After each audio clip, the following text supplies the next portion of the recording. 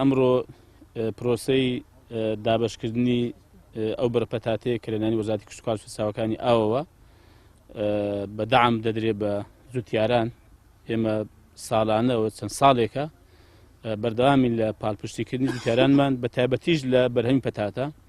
ئەم ساڵێکە ئێمە بە بڕی 3500 تەن پەتاتە پاڵپشتی جوتیارانی خۆمانمان کردووە بە هاوکاری، یانی بە پاڵپشتیەکەی هەر تەنێک بە 325,000 دینار بۆ گشت ئەو جوتیارانەی تەبان پارێزگاکانی سلێمانی و هەولێر و دهۆک. ئێمە لە بەرهەمی پەتاتە گەشەکردن و بەرەپێشێنشی زۆر باشمان بەخۆ بینیوە. 2016 ئەندازەی 243,000 تەن پەتاتە هەبوو لە هەرێمی کوردستان. ئەوەی کە پێداویستی ئێمە بۆ پەتاتە لە هەرێمی کوردستان تەنها 90,000 تەنە، واتە 153,000 تەنی زیاد لە پێداویستی خۆمان بەرهەمی پەتاتە هاتووە. ئێمە سیستەمێکمان پێڕەو کردووە، سیستەمی پاراستنی بەرهەمی خۆماڵی.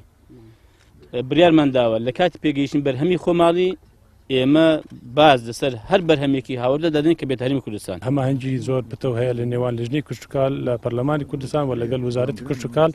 هەموو ئەو هەولانەش بۆ ئەوەیە هەوڵ بدەین کە بە جۆتیاران و بەرهەمی جۆتیاران پارێزراو بێت. بۆیە ئێمە دووبات دەکەینەوە کە هەموو هەولی خۆمان دەخەینەگەر بۆ ئەوەی بتوانین کەرتی کشتوکاڵ لە هەرێمی کوردستان ببێتە سەرچاوەیەکی گەرنگی داهات لە پاڵ کەرتی وزە.